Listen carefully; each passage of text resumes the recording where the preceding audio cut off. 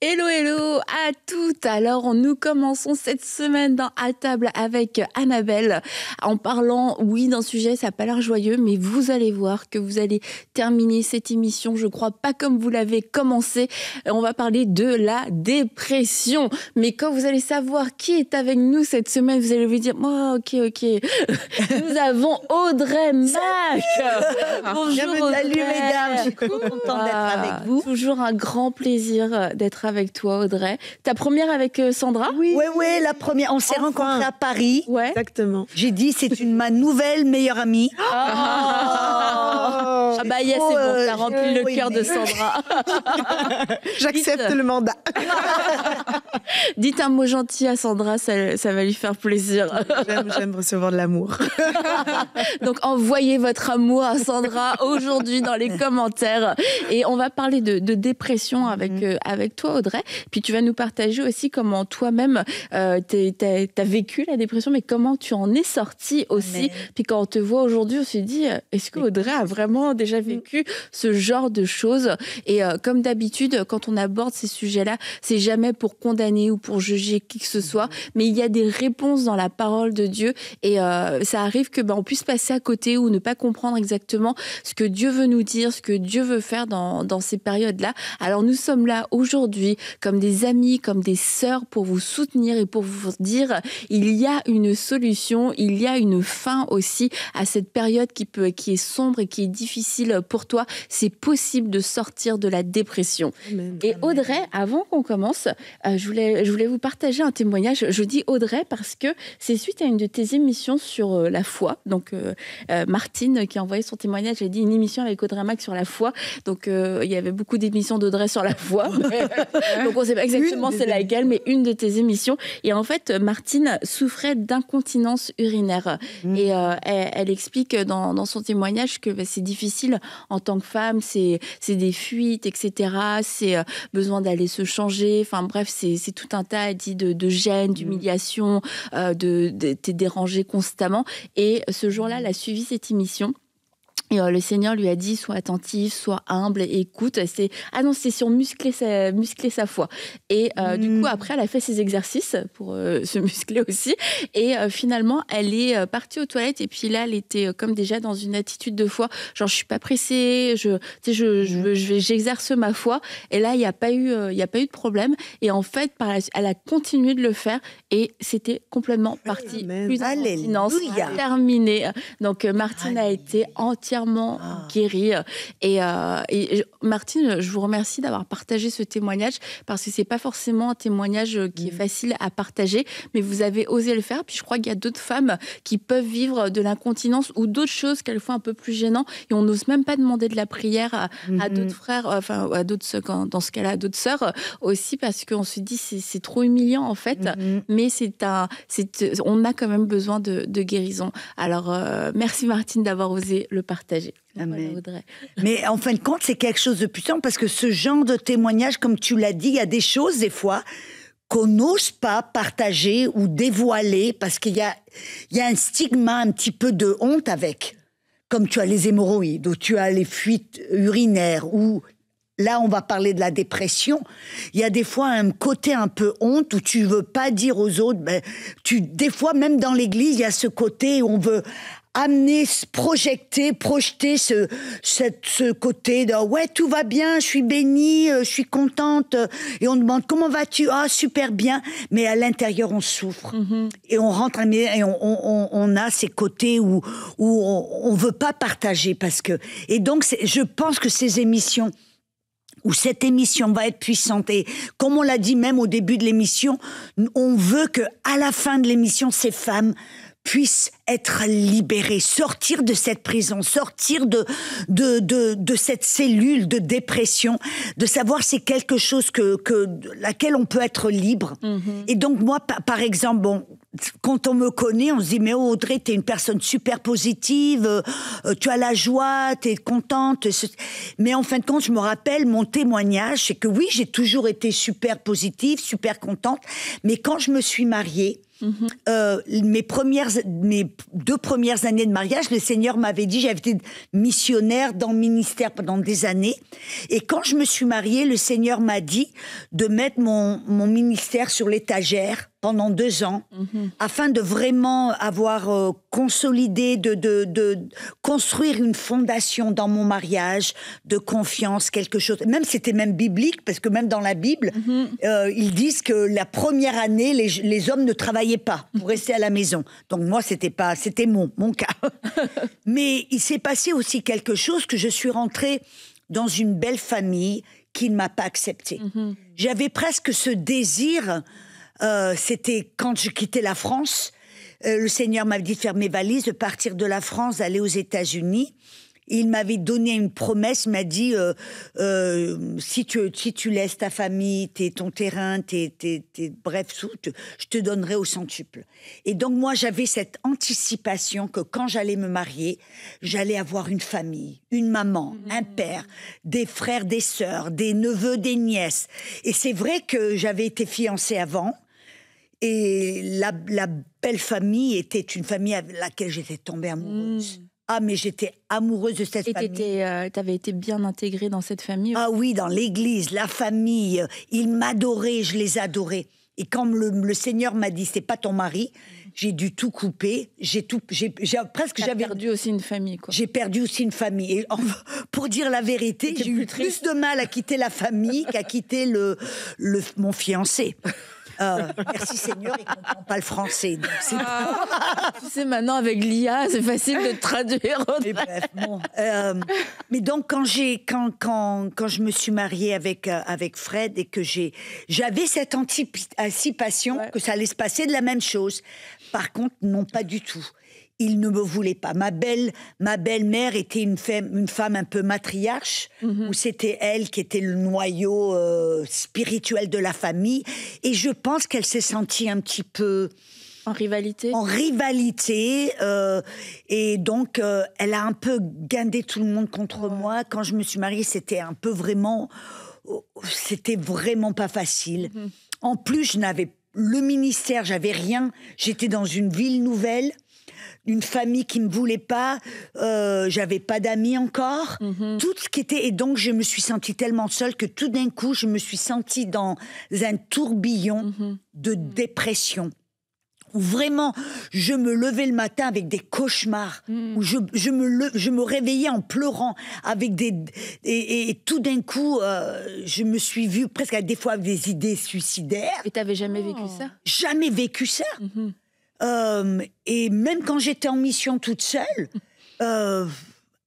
apparemment, je pense que le contexte était différent. En mission, je m'attendais, j'étais un peu préparée. Ouais. Mais là, tout d'un coup, dans ce côté familial à la maison, où j'aurais dû vivre la lune de miel, et le côté un peu paradisiaque, je dois dire, c'était complètement... Et vraiment, ça a été quelque chose qui m'a tellement pris par surprise que je suis tombée. Je me rappelle la première fois, j'étais au docteur pour faire un check-up féminin.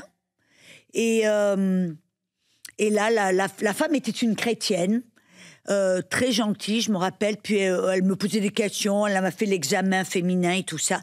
Et tout d'un coup, elle me pose des questions et je commence à fondre en larmes. Ah, mais d'une minute à l'autre. Elle me regarde, je me rappelle son visage, elle me regarde presque. Elle est passée d'un coup du docteur à la sœur chrétienne. Et elle a commencé vraiment à me poser des questions. Mais qu'est-ce qui se passe dans votre vie? Qu'est-ce qui t'a...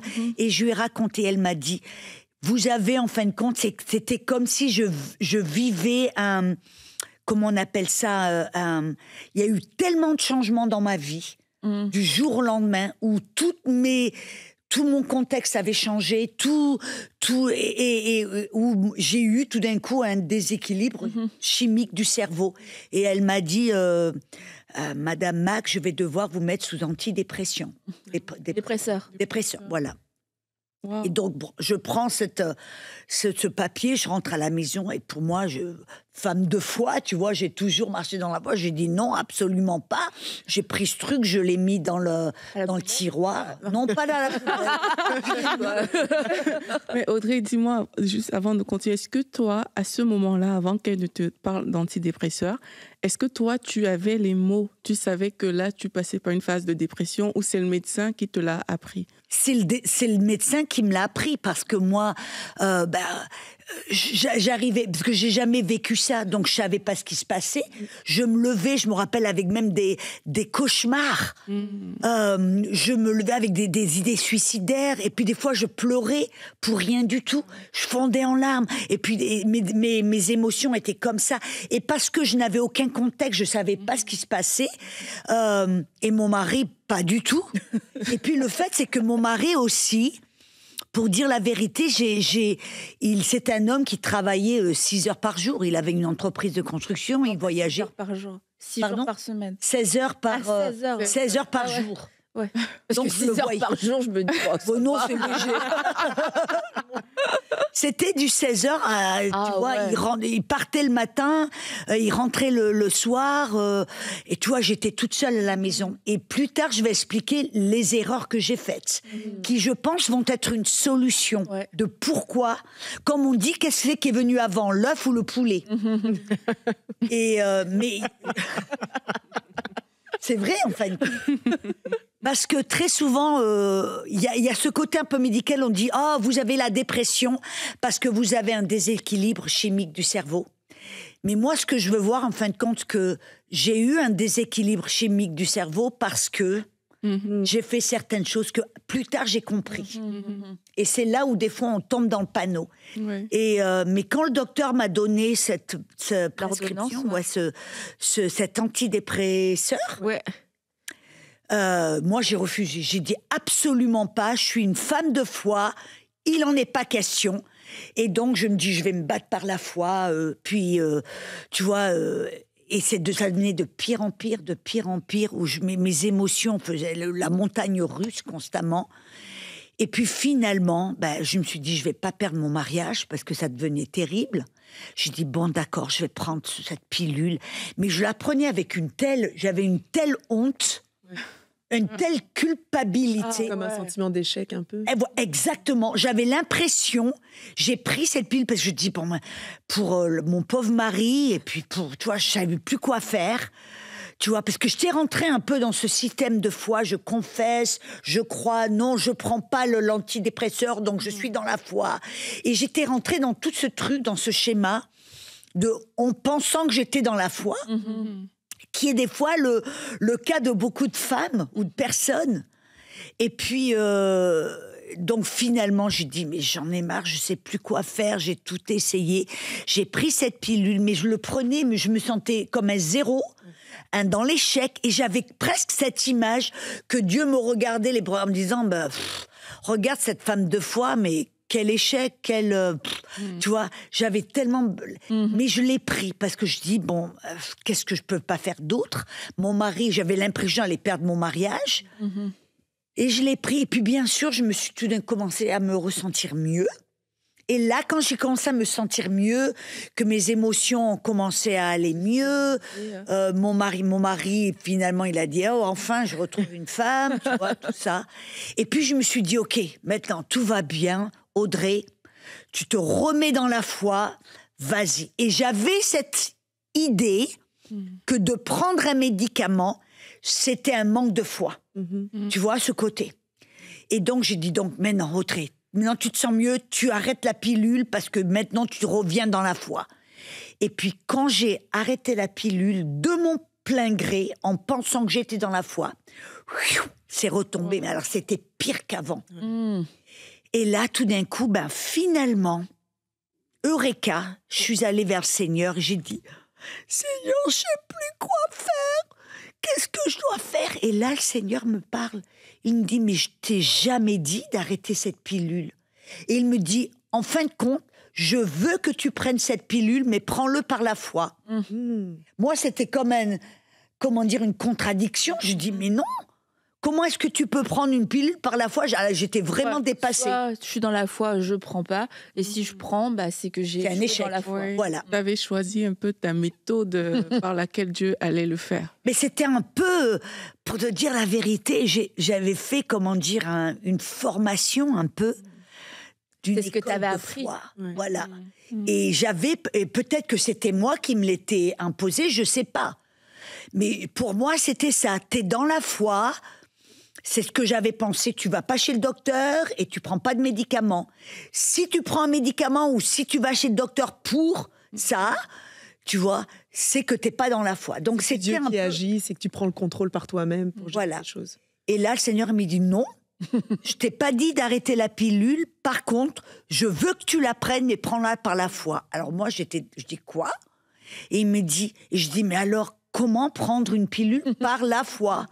Il m'a dit, chaque matin que tu la prends-la en disant, Seigneur, je te remercie que cette pilule va me faire du bien. Il n'y aura aucun effet secondaire. Et quand c'est le moment de t'arrêter, moi, je te le dis. C'était comme si le rideau s'était ouvert. Et j'ai compris que la foi, c'est pas ce qu'on doit faire pour être dans la foi. La foi, c'est une confiance presque enfantine qui vient de ce que l'on entend.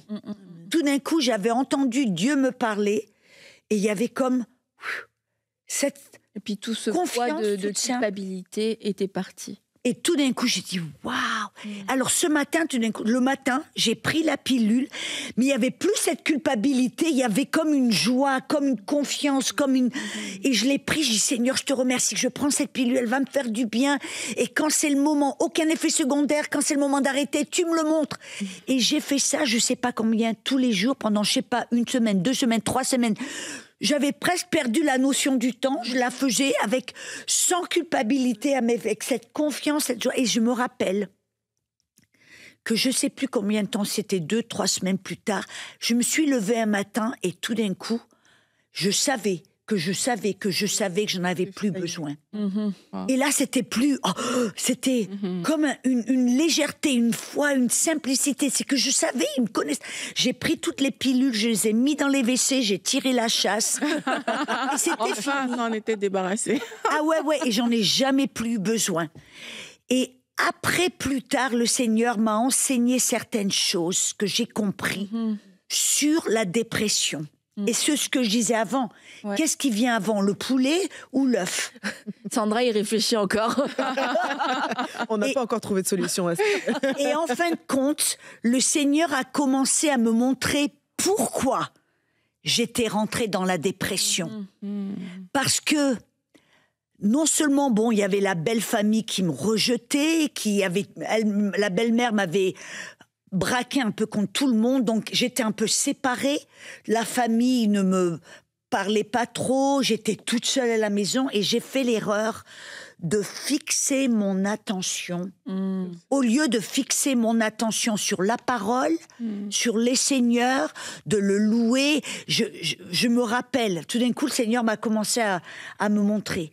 J'ouvrais les albums de photos de mon mari avec son ancienne femme. Parce que, tu vois, le jour de mon mariage, les personnes de l'église parlaient de son ancienne femme. Oh, la femme de Fred, elle était bien, elle était ceci, elle était cela. La belle famille me disait, d'abord, on n'aurait jamais dû être mariés si tôt. Quelle honte qu'il se soit, parce que sa femme, ceci. Et c'est vrai, il était marié avec une femme qui était formidable. Mais j'ai fait l'erreur d'ouvrir les albums de photos et je la regardais. Oui, elle est vraie, elle est belle. Oh, oui, vraiment, elle est ceci. Tu vois, et tout d'un coup, au lieu de fixer mon regard sur Dieu, la parole, sur ce que Dieu avait pour moi, ce que Dieu, et de vraiment fixer mon regard sur la parole et du passer du temps sur la parole, dans la louange, tu vois, d'animer la joie du Seigneur qui était en moi. Je suis tombée dans le panneau du diable, de fixer mon attention, mon regard et mon temps sur des choses négatives. Et qu'est-ce qui s'est passé? Et c'est ce que je dis souvent. J'ai eu un déséquilibre chimique du cerveau. Et c'est pas ce qui a causé la dépression, mais c'est parce que J'ai fixé mon attention sur des choses négatives, sur des choses qui ont créé... C'est cette dépression qui a créé ce déséquilibre chimique du cerveau. Vous comprenez ce que je veux dire? Ça nourrit finalement ton cerveau de choses négatives. Exact. Ça a créé un Mais déséquilibre. il y a un verset, en fin de compte, il y a un verset qui est puissant et je sais pas, c'est pas bien traduit en français, mais Romains 8,6 qui dit la pensée c'est dans la Darby, la pensée de la chair mène à la mort, mais la pensée de l'esprit mène à la vie et la paix. Parce que j'avais choisi de penser à des choses négatives, ça a créé la mort, ça a déclenché la mort dans mon cerveau, dans ma vie. Ça a commencé presque un tourbillon de mort dans ma vie. Je sais, c'est ce qui s'est fait au lieu. Et je me rappelle un exemple où j'étais, plus tard, c'est comme ça que le Seigneur m'a enseigné. J'étais en Éthiopie. Quand j'ai recommencé dans le ministère, je me rappelle, j'étais en Éthiopie toute seule. Et c'était le jour de la fête de Thanksgiving. C'est une fête aux États-Unis, une fête de gratitude. Ou l'action de grâce Voilà. au Québec. Et j'étais toute seule, je me rappelle, j'étais devant un bol de soupe. Et puis j'ai commencé à faire la même erreur, à penser. La famille sont autour du repas, ils rigolent, mes amis. Et j'ai commencé. Et tout d'un coup, le plus je pensais à ça, le plus je me suis sentie triste et seule, isolée. Mais tout d'un coup, le Saint-Esprit me parle, me dit, sors de là tout de suite. Wow. Je dis, Mais c'est comme si tu étais vraiment dans un endroit. Tu vois, cette parole est quand même forte. De dire sors. sors. Ouais, Et je dis, mais comment il m'a dit, commence à prier en langue. Donc j'ai dit, ok, je me suis levée. Je me rappelle, j'étais assise sur mon lit toute seule comme ça. Il me dit, sors. Donc, je me suis levée, puis je commençais à marcher dans la chambre, à prier en langue. Et en moins de 5 minutes, il s'est passé quelque chose dans mon esprit. C'est comme si la joie a rebondi, est venue. Et j'ai commencé je me rappelle tout d'un coup, il y a eu comme un renversement de situation et j'ai commencé à dire « Waouh, Seigneur, merci !» Au lieu d'être aux États-Unis à m'engraisser là, je suis en mission pour prêcher ton évangile. Merci. Mais c'était pas C'était pas forcé. Oui, c'était pas forcé. Et j'ai appris, en fin de compte, c'est ça. Viens vers moi, Audrey. J'ai compris que Sandra était ta nouvelle meilleure amie. Mais c'est ça, en fin de compte. Et je veux vraiment encourager les femmes. Parce que le système médical, ils savent pas comment expliquer la vie et la mort. Et les pensées de la vie et les pensées de la mort, tu vois. Ils savent pas expliquer tout ça. Ils essaient d'expliquer ça d'une manière médicale et chimique. Et ils vont dire, ah ouais, vous êtes dans la dépression parce que vous avez un déséquilibre chimique. Mais le Seigneur m'a montré que souvent, le cerveau va suivre, c'est la mort, en fin de compte, qui se passe dans le corps, dans la mort, parce que on a passé du temps, on a fixé notre attention, notre temps sur des choses négatives. Et ça crée la mort dans nos pensées, dans notre corps. Et tu sais ce que j'ai découvert plus tard? Parce que plus tard, peut-être 8-9 mois plus tard, pour ceux qui... J'ai eu tout d'un coup le cancer des os. Et là, j'ai découvert plus tard que ce cancer des os était un effet de ces mois passés dans la dépression. Wow. Et parce que le corps, les pensées, le corps, les émotions, tout ça, on est un être en 3 dimensions, esprit, âme et corps. Et quand nos émotions, elles sont tout d'un coup, on tombe dans ce schéma de dépression, notre corps, tôt ou tard, en paie les conséquences. Et d'ailleurs, quand tu as eu ce diagnostic de cancer, et à ce moment-là, tu étais complètement sortie de la dépression. Oui, à ce moment-là, j'étais sortie de la dépression complètement. Et du coup, comment est-ce que tu l'as vécu? Est-ce que tu as eu un moment où tu... Mais tout ce que le Seigneur m'a enseigné, c'était avec du recul plus tard. J'ai vu... Et du coup, à ce moment-là, sans avoir du recul, est-ce qu'il y a eu comme une tentation de retourner vers la dépression? Parce que le Seigneur m'avait averti, m'a fait sortir du lit 3 soirs de suite. J'étais dans mon salon et je priais en langue. De là, la puissance du prier en langue. Je priais en langue, et tout d'un coup, le Seigneur me dit, il y a du cancer dans mon corps. J'ai dit, j'y pensais pas du tout, cancer. Et il m'a dit, mais la joie du Seigneur sera ta force. Et là, toute seule, j'ai commencé à animer la joie. C'est-à-dire à me mettre à rire toute seule. À commencer à animer cette joie qui était en moi, l'esprit, les fruits de l'esprit, c'est quoi? C'est l'amour, la joie, la paix. Donc j'ai animé et j'ai commencé à rigoler. Ah, hu, hu, ho, ho. J'ai commencé à faire ça. Et tout d'un coup, après un moment à faire du ah, hu, hu, ho, ho, il y a comme une chanson qui est venue. J'ai commencé à chanter. Et de là, tout d'un coup, la perspective a changé. J'ai vraiment rentré dans la joie. Et là, le Seigneur m'avait montré certaines choses, ce que je devais faire et pas faire. Et c'est plus tard, avec du recul, que le Seigneur m'a montré que dans Proverbe 17, 22, il dit la joie, c'est comme... un cœur joyeux est un bon remède, mais la dépression dessèche les eaux. Et c'est là où j'ai découvert que ces mois où que j'ai passé dans la dépression... Tout était relié. Et je veux vraiment encourager les gens. Et ce que j'ai partagé, que si les personnes sont tout d'un coup dans la dépression, parce que le corps médical leur a dit « Ah oui, vous avez besoin d'un médicament à vie, parce que vous êtes dans la dépression, parce que vous avez la déséquilibre, ou vous êtes bipolaire, ou ceci », tout ce qui a à voir avec le cerveau, c'est pas final. Et la bonne nouvelle, c'est que tout cela a été déclenché parce que quelque part, la personne s'est donnée à accepter un mensonge, s'est donnée à la dépression, s'est donnée à fixer son regard dans les choses négatives de la vie. Mais elles peuvent en sortir. Et elles peuvent retourner, en fait, contourner les tables, on dit en anglais, je ne sais pas si ça dit en français. Non. En anglais, c'est turn the table. Ça veut dire qu'on peut retourner les choses. Inverser la vapeur. Pardon? Inverser la vapeur. Madame, vous pouvez inverser la vapeur en commençant à fixer votre regard, prier en langue, comme j'ai dit, et fixer, ça doit être intentionnel. Je vais penser à des bonnes choses. Je vais lire la parole, tous des versets qui parlent de la joie.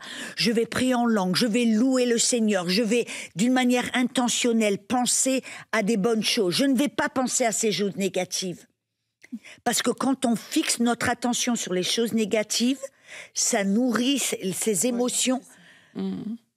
Commence à faire des choses négatives, à créer des choses négatives dans nos émotions, dans notre corps. Et donc, on doit reprendre le dessus. Et je t'ai posé la question tout à l'heure, si c'est les médecins qui te l'ont annoncé, parce que je crois que certaines personnes sont dans des phases, mais ne se rendent pas compte, peut-être parce qu'elles ne sont pas allées à l'hôpital faire un check-up, mais elles sont dans ces phases où vraiment, à l'intérieur, il y a le côté noir. Il y a le côté mon attention est sur des choses négatives. Ou alors on a peut-être vécu quelque chose, une blessure, quelque chose, et puis c'est venu alimenter vraiment les pensées noires, etc. Et quand tu parles, on t'a donné tellement de clés en racontant ton histoire. Tu as donné tellement de bonnes choses et j'aimerais vraiment qu'on puisse se saisir de ça. Même si le diagnostic n'a pas été arrêté, que voilà, tu es en état de dépression, les personnes qui nous écoutent aujourd'hui et qui ont ces pensées juste négatives, ces pensées noires. Tu as parlé du fait même que tu dors et tu te réveilles le matin, tu es déjà dans un état terrible. Donc, si ces personnes-là sont dans cet état, mais c'est vraiment, comme tu as dit, de fixer son attention sur la bonne chose, fixer son attention sur les choses positives et se poser la question, pourquoi est-ce que je suis dans cet état-là? Sur quoi est-ce que je médite aujourd'hui? Qu'est-ce qui occupe tant de place dans mon cœur aujourd'hui? Et en mettant le doigt sur ce qui occupe cette place dans le cœur, mais c'est aussi là qu'on peut fixer son attention sur des choses différentes. Parce que parfois, on ne sait pas. On se réveille juste le matin, c'est comme c'est dur, c'est lourd. Mais c'est quoi le problème? Et des fois, il y a un côté spirituel aussi. Moi, je me rappelle quand j'ai commencé la ménopause, tout d'un coup, je me sentis comme engouffrée. Et c'est des choses dont on ne parle jamais dans les églises. On ne parle pas de la dépression, de la On a fait une émission sur ça. Vous avez fait une On émission. parle de tout dans la table C'est avec ça que j'aime Annabelle. dans cette émission. On parle de tout. Mais c'est ça, des fois, les femmes se sentent un peu isolées parce qu'on en parle. Moi, quand j'ai commencé les trucs de la ménopause, je n'avais jamais entendu parler qu'il y avait la ménopause. J'en ai jamais entendu parler. J'étais tellement pris du jour au lendemain au dépourvu. Et c'était tout d'un coup, comme on dit, j'étais dans un trou noir où j'arrivais même pas à penser, à réfléchir, même pas, j'arrivais à prier. Et là, une chose que j'ai fait, merci, j'avais une amie à moi avec qui on priait souvent. Ben, je l'ai appelée, je lui ai dit, je sais pas ce qui se passe, j'arrive même pas à prier. Je lis ma Bible, je suis dans un trou noir, j'arrive pas. Et on a prié ensemble. Il y a quelque chose qui s'est Elle a passé. dit, j'ai une parole, ménopause. Elle a des révélations. Non, mais c'est vrai, quelquefois, il y a des choses comme ça, on le sait pas. Et en tant que femme, en plus, que tu l'as dit, même en tant qu'homme, on est corps, âme et esprit, mais chez la femme, et on avait fait une émission sur ça, on a toute une vie hormonale. Et cette vie hormonale, elle est active parce qu'on est vivante et c'est une bonne chose. Mais maintenant, c'est de pouvoir la comprendre et de pas se laisser dominer par certains moments dans notre vie, que ce soit au moment de la ménopause, que ce soit aussi avant ses règles, etc. On sait que ça existe, mais quand on n'en a pas conscience, que personne ne nous en a jamais parlé, mais on peut être prise complètement en dépourvu et le subir. Et du coup, le subir ou mal le gérer. Et c'est pour ça que c'est important de le dire, parce que ça peut être un début de mariage. On comprend pas pourquoi en début de mariage, pourquoi est-ce que je suis malheureuse, pourquoi est-ce que je suis triste, pourquoi est-ce que arriver à 50 ans, 60 ou 70, ça dépend de votre système, mesdames. Pourquoi est-ce que, alors que tout va bien dans ma vie, pourquoi est-ce que je me sens aussi triste, pourquoi, qu'est-ce qui se passe? Et là, tu commences à faire des jeûnes et des machins. Mais en fait, c'est peut-être pas ça qu'il faut faire. Et c'est de savoir, mais c'est quoi la vraie cause? Et comme Aurélie l'a dit, même si on n'est pas allé consulter un médecin, ce qu'on vous encourage à faire, c'est de se dire, ceci dit, on a toujours des réponses aussi dans la parole de Dieu. Et dans toutes ces situations, toutes les clés que tu as données sont toujours excellentes à mettre en place. Prier en langue, ça tu l'as dit. Ouais. Prier en langue, louer. Louer le Seigneur, Louer le fixer. Seigneur. Et ça, tu vas aller, c'est comme d'une manière, tu sais, tu as peut-être déjà été sur une autoroute et tu es en train de conduire et tout d'un coup, il y a un gros camion avec un gros truc publicitaire sur le côté et tu conduis et puis tu ôtes tes yeux de la route et tu regardes. Qu'est-ce qui va se passer? Tu vas virer tout d'un coup vers le camion. Dans la vie, c'est la même chose. Tu vas aller dans la direction là où tu fixes ton attention. Tu fixes ton attention sur le négatif, sur le passé, sur ce qui aurait pu se passer, dû se passer, tes erreurs, sur ceci, sur le négatif. Si tu fixes ton attention sur le négatif, c'est là où tu vas aller. Dans la dépression, dans le négatif, dans le ceci, dans le cela. Et ton corps va suivre avec un déséquilibre chimique, je sais pas quoi, ou dans mon cas, ça a été le cancer des os. Et c'est ça, en fin de compte. On doit s'apercevoir que nos émotions sont tellement puissantes. Et c'est ce que j'aime. Dans Jean 14, verset 1, Jésus, il a dit que votre cœur ne se trouble pas. Mais dans le français, on ne voit même pas l'ampleur de ce verset. J'aime bien dans la version New King, dans la King James, ou dans le grec, il y a un élément différent qui dit, et je le traduis en français, ne laissez pas votre cœur se troubler. Ça veut dire qu'on a l'autorité. L'autorité. Ouais. On a les brides en main. On peut laisser nos émotions ou on peut être maître. Et on doit être maître. C'est là, des fois, où dans le corps médical, ça nous donne l'impression qu'on ne peut pas être maître de nos émotions. On doit les subir. On doit les accepter. On doit s'y soumettre. Et c'est ce que je veux dire aujourd'hui. Non, on est maître de nos émotions. On peut dire non à la dépression. Et je veux libérer les femmes, que si elles sont sous traitement comme je l'étais, c'est pas une honte, c'est pas quelque chose en disant bon, dois le faire toute ma vie, ou je suis honteuse, ou j'ai pas la foi. Non. Et je veux aider les femmes en dire ok, c'est bien, mais ça veut pas dire que ça va être pour toujours. Puis prendre avec foi, comme tu l'as fait. C'est-à-dire, et la foi vient de quoi? D'une relation vivante avec un Dieu qui nous parle et qui veut nous guider, nous aider. C'est ça que j'aime dans ton témoignage, c'est que il y a eu quand même un diagnostic. Il y a eu quand même le mot dépression qui a été mis, mais c'est Dieu t'a aussi équipé pour pouvoir sortir de ça. C'est pas justement le côté de je prends pas mes médicaments puis je laisse faire. C'est t'as pris les médicaments, il y a eu cet acte d'obéissance aussi à ce que Dieu te demandait. Il t'a équipé et des fois quand on traverse une maladie, on peut se dire oh mais tu sais je suis toute seule ou Dieu m'a abandonnée ou qu'est-ce qui se passe? J'avais la foi et pourquoi Dieu tu me laisses être malade? Mais moi j'avais ce verset aussi qui dit même quand je traverse la vallée de l'ombre de la mort, tu es avec moi. Puis même si en ce moment on est dans la dépression, on est dans le noir, on voit que tout va mal. Dieu est avec nous. Et pendant ce moment de dépression, Dieu, il a montré qu'il était avec toi et il t'a donné les stratégies pour t'en sortir. Et c'est ça qui me parle particulièrement, c'est que peu importe, on ne vivra pas de maladie, on ne passera pas à côté parfois dans notre vie, mais Dieu, il est là et il nous équipe et il nous aide à le traverser et il nous dit comment s'en sortir. Et Audrey, pour Sophia, tu peux terminer, dire ce que tu voulais dire plutôt, mais on aimerait prier aussi. Oui, je crois que c'est intéressant. Mais merci Sandra d'avoir amené ça, mais c'est parce que l'erreur des fois que les gens font, ils entendent mon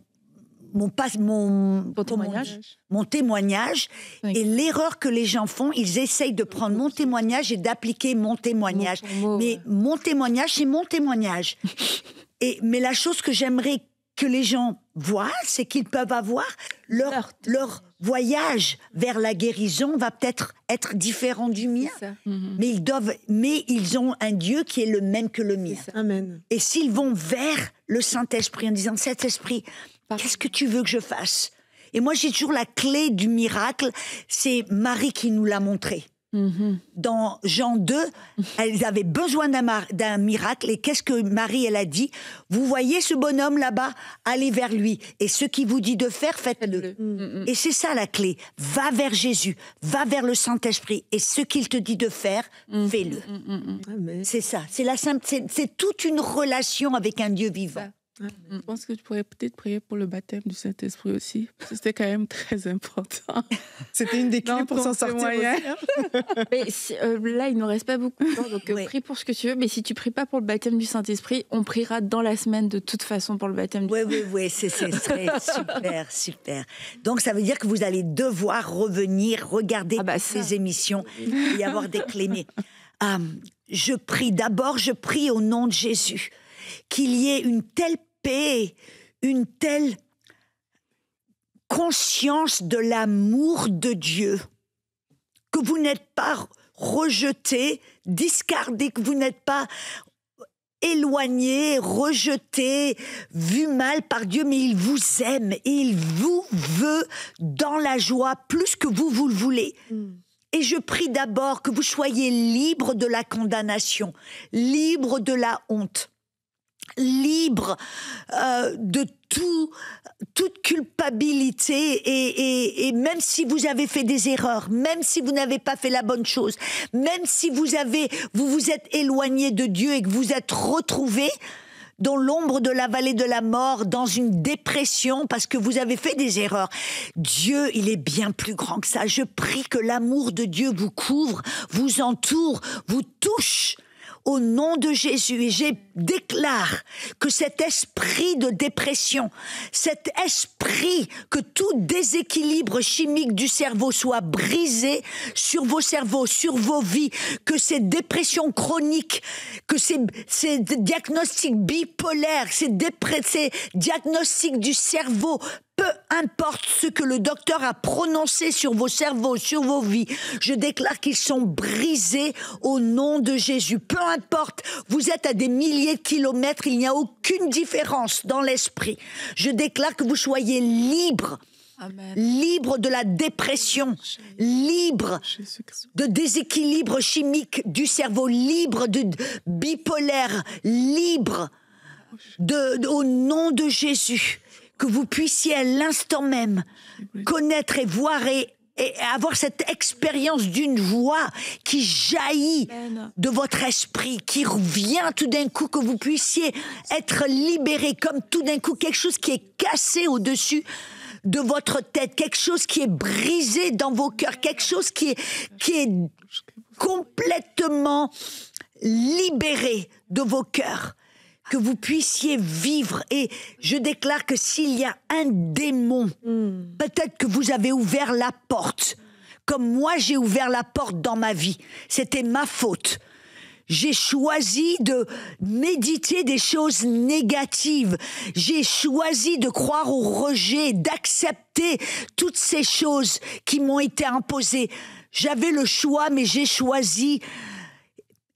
Mais maintenant, je te déclare au nom de Dieu que vous êtes libre, libre de toutes ces choses, libre de choisir la bonne part, libre de choisir l'amour, la joie et la liberté au nom de Jésus. Soyez libres et choisissez de vous voir aimer, accepter qu'à partir d'aujourd'hui, nous déclarons que Dieu est le Rédempteur. Et qu'est-ce que ça veut dire? Qu'aujourd'hui, c'est un jour nouveau, avec aucune erreur, avec aucun problème, que vous pouvez aujourd'hui choisir de commencer une nouvelle journée, une nouvelle vie, un nouveau commencement en Jésus-Christ. Amen. Amen. Et amen. Amen. Un cœur joyeux est un bon remède. Alors que vous puissiez expérimenter cette joie surnaturelle qui vient du Seigneur, qui ne vient pas des circonstances, une joie qui vient de l'intérieur. Si vous avez envie de rire en ce moment, si vous avez envie de bondir de joie, eh bien, ne vous retenez pas. C'est l'action de Dieu dans votre vie. Un cœur joyeux est un bon remède. Et oui, la joie guérit les corps et guérit les cœurs. Alors profitez. Riez, et on se retrouve mercredi et nous serons encore avec Audrey et elle priera pour vous aussi, alors soyez au rendez-vous. Bye bye.